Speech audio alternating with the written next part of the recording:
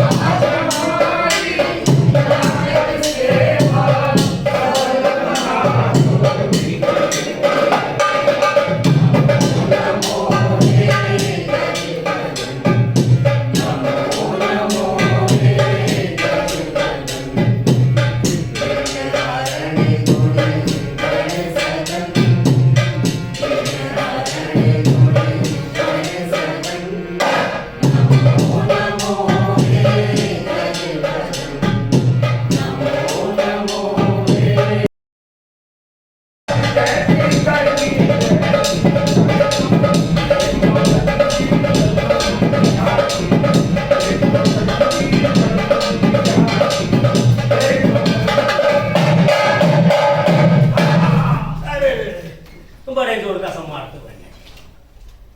हाँ जी, राम राम। अरे राम राम जी, राम राम। हाँ, जोर से बोल दो, जय सिया राम। जय सिया राम। हाँ, ये हुई ना बात। हाँ तो भाई लोग, मैं कह रहा था कि गरीबी और मौत, भाई इनमें तो मौत भली, क्योंकि गरीबी ही तो है जिंदा मौत, सुख की सोच। बचपन से ईमान के गधे पर सच्चाई की मिट्टी ढो ढोकर लाता रहा और समय के चाक पर सपनों के नक्काशीदार बर्तन बनाता रहा। पर भैया जी मिला क्या?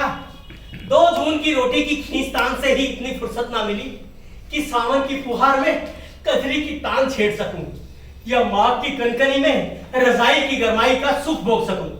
भाई मैं ठहरा जाति का कुम्हार, मिट्टी का आदमी, मिट्टी में रहता हूँ, मिट्टी का खाता हूँ और एक दिन इसी मिट्टी में मिल जाऊंगा।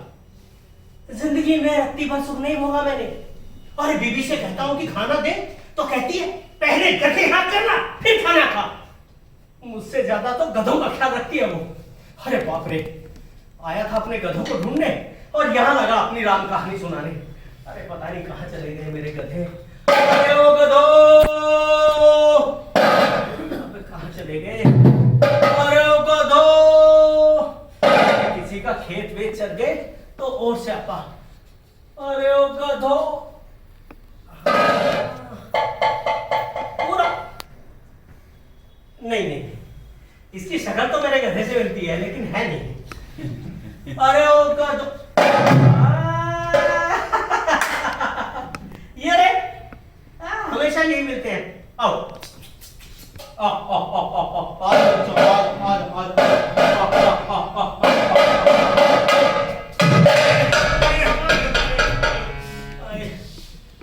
अरे नहीं चाहिए जीवन का संताप। वहां गंगी लातों से मिट्टी रोंद रही होगी और यहां मैं गधों की लातें खा रहा हूं। अरे कहां है? अरे गंगी, कौन है बे? अबे मैं हूं, मेरे जीवन संगी। हाँ। जल्दी से गधे हाथ में लाओ, मटकी कब से तैयार करे हैं? बाजार ले जाने हैं कि नहीं? अरे ले जाता हूँ, मेरी माथे का ले जाता हूँ।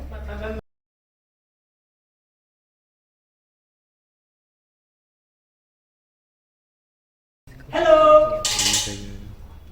जय सिया राम। नमस्ते जी, नमस्ते। Hello, how do you do? Hello, ये तो आप नहीं है। हाय, हेलो,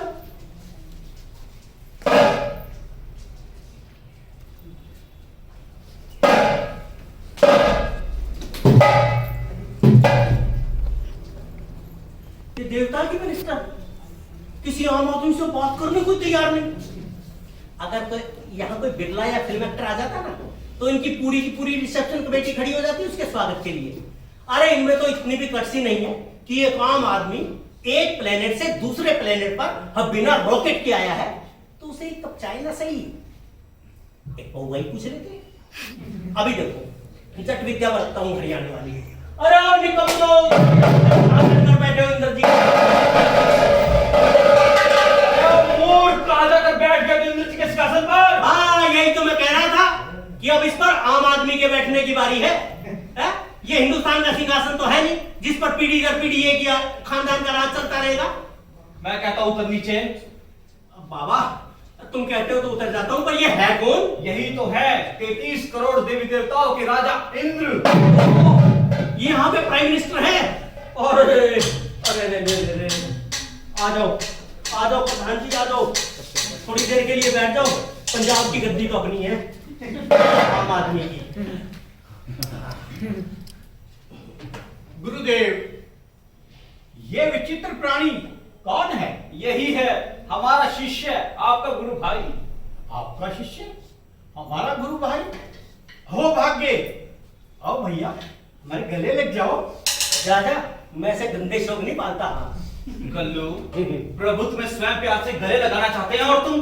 बाबा पर मैं ईद के अलावा कभी गले नहीं मिलता। गल्लू मिलना पड़ेगा। हाँ इसको कोरोना तो नहीं है?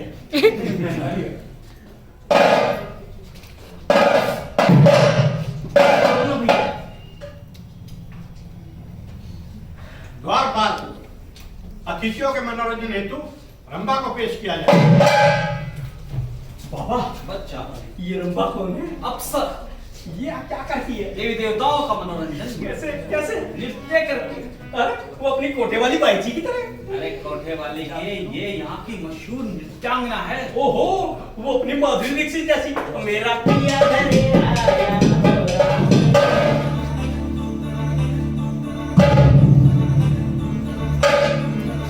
बाबा ये तो बहुत खूबसूरत है। इसकी शादी हो गई? शादी नहीं तो कर लेने से शादी। नारायण नारायण।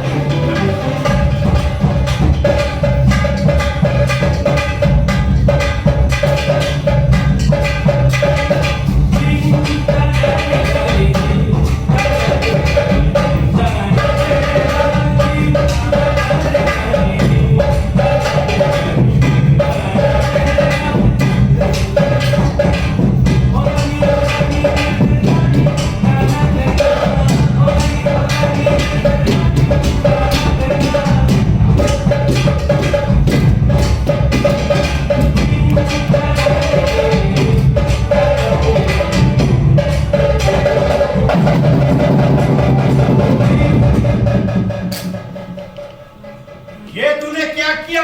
और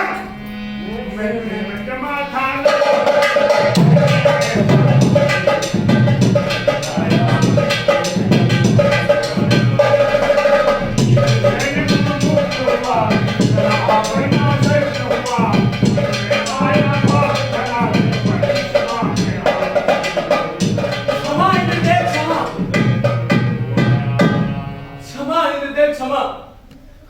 वो तो मैंने मजाक मजाक में रंभा का हाथ पकड़ लिया था। मजाक मजाक में रंभा का हाथ पकड़ लिया था। मजाक था इंद्रदेव। अरे ऐसा तो हमारे यहाँ पर एक मिनिस्टर ने किया था एक एयर होस्टेस का हाथ पकड़कर। उसकी तो मिनिस्ट्री जाती रही थी। इसका पता नहीं क्या जाएगा। चित्रसेन तूने देवताओं के सम्मुख अप्सरा रंभा का हाथ पकड़कर उनका घोर अपमान किया है। जा मैं तुझे श्राप देता हूं कि मृत्यु लोक पे गधा बनकर भटके। मैं जानता हूं देवादिदेव आपका कहावा कभी व्यर्थ नहीं जाता। पर चित्रसेन आपकी शरण में आया है। आप इसे क्षमा कर दीजिए। आपकी आज्ञा शिरोधार्य गुरुदेव। जाओ चित्रसेन हम तुम्हें यह वरदान भी देते हैं जब तुम्हारा विवाह अंधेर नगरी के राजा चौपट सिंह की इकलौती कन्या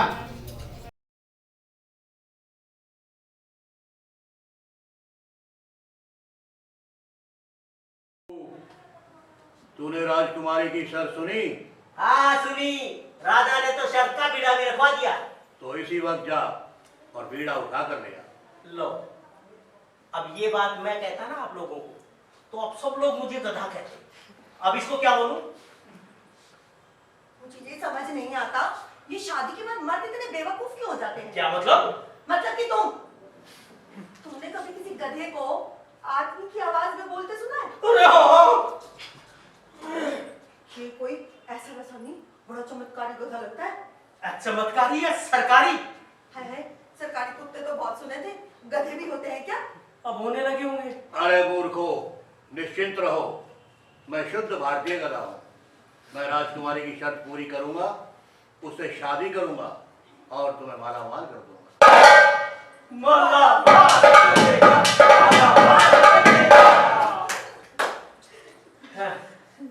अब इसे ले जाकर बांध दे। सुना जी, इसे अंदर ही बांध दो ना।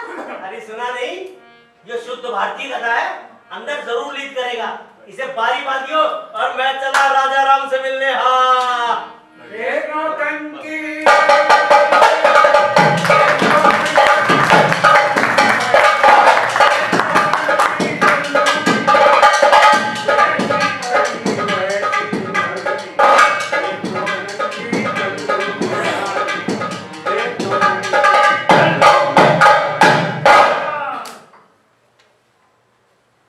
दीवान जी, हाँ जी, वो एक बीड़ा उठाने नहीं आया। अभी तक तो कोई नहीं आया श्रीमान जी। यार ये बीड़ा ना हुआ, 500 का पुराना नोट हो गया, कोई लेता ही। महाराज, सारे राज में डोडी पीट पीट कर मेरा तो गला बैठ गया। इतनी चीख पुकार तो मैंने आपके पिछले चुनाव प्रचार में भी नहीं की थी। आपकी जमानत मेरे भी जब्त हो गई तो मैं क्या करूं? क्या मतलब? महाराज, जब कोई बीड़ा उठाने नहीं आ रहा तो मैं क्या कर सकता हूँ? हाँ सही बात। देवते वाले दादा,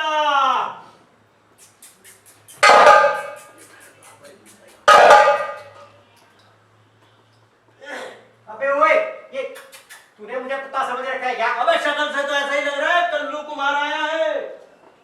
महाराज, ये कि कल्लू कुमार है। कल्लू कुमार, आने दो आने दो। महाराज, जाने दो जाने दो। अबे ओए, तेरे भरोसे तो मेरी बेटी कुंवारी बैठी बैठी ममता बनर्जी हो जाएगी। आने दे यार। ठीक है महाराज, चल बे, आजा। दो करेगी साला डोंडी मास्टर। अबे अबे तू यहाँ क्या कर रहा है? अबे मैं यहाँ का फाइनेंस मिनिस्टर हूँ। Finance minister? जमा खर्च का हिसाब किताब देखता हूँ। अबे फिर तो बहुत पैसे खाता होगा तू। अबे तो तेरे बाप का क्या खाया मैंने? क्यों? सरकारी खजाना तेरे बाप का है जो हर साल डेफिसिट बजट दिखाकर टैक्स पे टैक्स ठोक देता है। ओए, तू इंडियन एक्सप्रेस वाले गोयनका का एजेंट है क्या? आम आदमी के दिमाग में बातें नहीं आती। अब आम आदमी के दिमाग में ही आते हैं, अब तुम्हारी खैर नहीं। अच्छा ये बता, तेरी पगार कितनी है? मेरी पगार है 295.95 पैसे। ये तेरी पगार है कि बाटा की जूते का रेट? और वो हर्षद मेहता वाला कमीशन? अबे तू यहाँ आया क्या करने है? मैं राजा से मिलने आया हूँ। राजा से? हाँ? राजा से 10 कदम की दूरी पर खड़े रहना, उनके करीब मत जाना। क्यों? राजा को एड्स है क्या? अबे कैसा टेढ़ा आदमी है बे तू? अबे बिल्कुल सीधा हूँ, जयराम जी की। यार दीवान जी, राजाओं महाराजाओं को तो झुककर सलाम किया जाता है, ये तो ऐसे मिल रहा है जैसे सड़क पर मिला हो। एक बात है महाराज, अभी राजाओं महाराजाओं की इतनी ही रह गई है। क्या?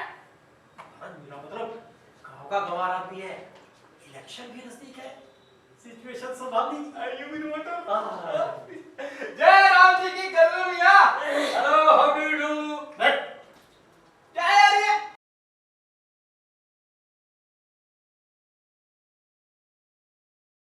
लो, अब गधे भी जबान से फिरने लगे।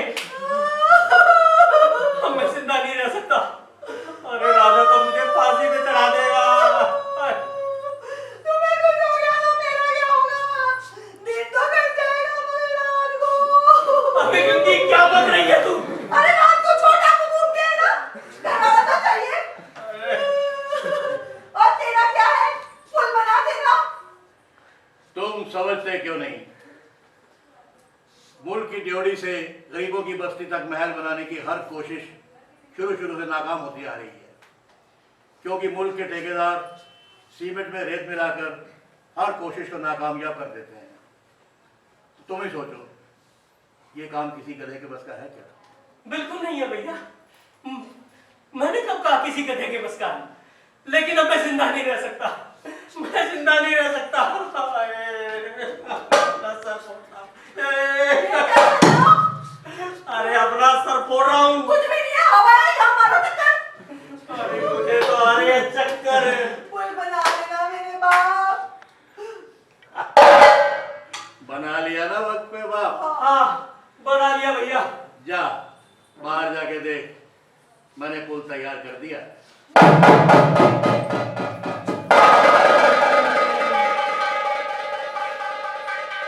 अरे वाह, क्या शानदार पुल बनाया है। मेरा राजा बेटा। अब मैं बनूंगा राजा का समधी और तू बनेगी समधन। यानी 5 उंगलियां घी में। नहीं, पामोलिन में। अब तू जा, इसे बांध दे और सारे कुमारवाड़े में कवर कर दे, सबको इनविटेशन दे दे। मैं चला राजा राम से मिलने। हाँ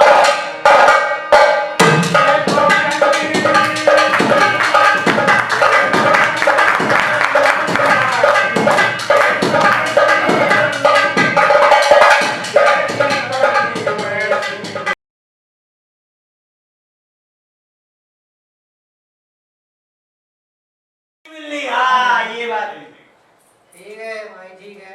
ठीक है लाओ बेटे। आते हैं। शुभ समय पे माथे पे टीका लगाना भूल जाते हो। अरे तो तू लगा देना, आगे आगे लगा। इनको भी देख लेंगे। हाँ क्या बात जच रही है तो। ओए भल्लू, हाँ? एक बात बता, ये अभी जिसने तुझे टीका लगाया ये कौन है? क्यों, अपनी बहन को नहीं पहचानता? अबे वो मंडली है। भजन मंडली है। हाँ तेरी माँ की मैयत उठा के ले जानी है ना, इसलिए भजन मंडली साथ लाओ। अबे वो मेरी बीवी है। तेरी बीवी है? हाँ और तू छुपा के रख। हाँ। महाराज, ये महाराज इसकी भी बीवी है यार, बीवी। अच्छा तेरी बीवी? हाँ। ठीक है, वो तेरी बीवी है? बिल्कुल है। है? मैं मियाँ हूँ। अबे वो मेरी बीवी है, मियाँ भी मैं ही हूँ। मियाँ भी है। हाँ महाराज मियाँ भी क्या ठगी आदमी। खूबसूरत बीवी होने से। खूबसूरत है हाँ महाराज। अबे कल्लू, हाँ तू इधर आ। अब आजा आजा मेरी भाई को। हाँ इसकी शादी होगी क्या? अबे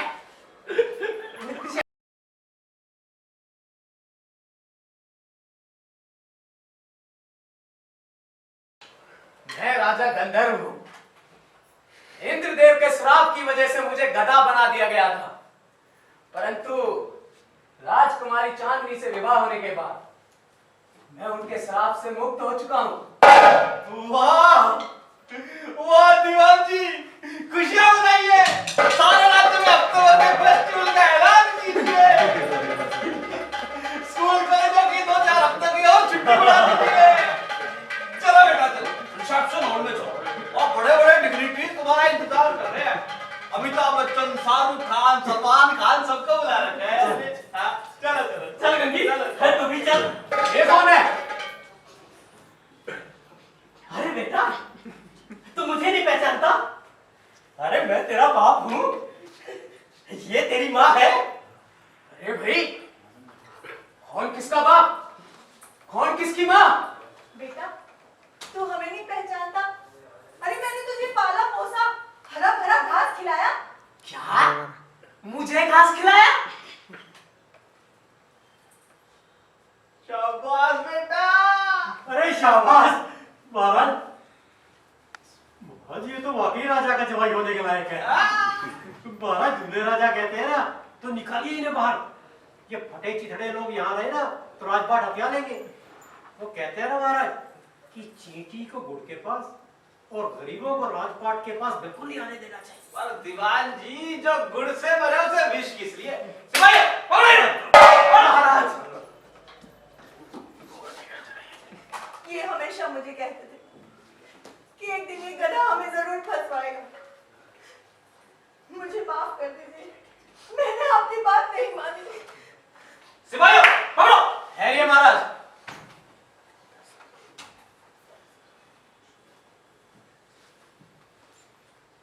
हमने पाला पोसा। आप लोग कहते हैं आपने मुझे पाला पोसा, खाना खिलाया, तो ठीक है, उसके बदले मैं तुम्हें एक रत्नों की माला देता। लो, इससे अपना जीवन व्यतीत कर लेना। चलिए हाँ चलो तुम फुटो। और बेटी तुझे कुछ और तो नहीं चाहिए? नहीं डैड, मुझे जो चाहिए था वो तो मुझे मिल ही गया। अब आप एक काम और कीजिए, इस पुल को और तुड़वा दीजिए। महाराज वो इंतजाम तो मैंने पहले ही कर दिया और आप लोगों का बहुत बहुत प्यार, आपने नाटक को एंजॉय किया, गलतियों के बावजूद आपने नाटक को सराहा, नाटक को पसंद किया, उसके लिए आपका बहुत मैं श्याम कुमार जी से निवेदन करूंगी कृपया मंच पर आए। आइए साहब, एक बात और जानना चाहूँ मैं, जैसे कुछ ही लोग हैं जिन्होंने नाटक की ना कहते हैं अलग जला रखी है, श्याम जी उनमें एक है। मैं भी ऐसे करता हूँ, हमारे रोहतक में एक ना वीकली नाटक, हर संडे को नाटक होता है। उस नाटक फेस्टिवल का नाम है घर फोक थिएटर फेस्टिवल। उसमें टीम आती है, उनको हम खाना खिलाते हैं, चाय पिलाते हैं, रोटी खिलाते हैं, तो उसमें जो भी खर्चा होता है हम जेब से करते हैं, कहीं से कोई पैसा मिलता नहीं। टीम भी अपनी जेब से खर्च करके आती है। हाँ, जो टीम आती है देखो, नाटक का जुनून देखो, टीमें जयपुर से आ रही हैं, सहारनपुर से आ रही हैं, अलवर से आ रही हैं, गोपाल में कानपुर से भी आई। अपना पैसा अपनी जेब से खर्च के आते हैं यहाँ सिर्फ नाटक के जुनून के लिए। मैं उन रंगकर्मियों के लिए आपसे कहूँगा ये 248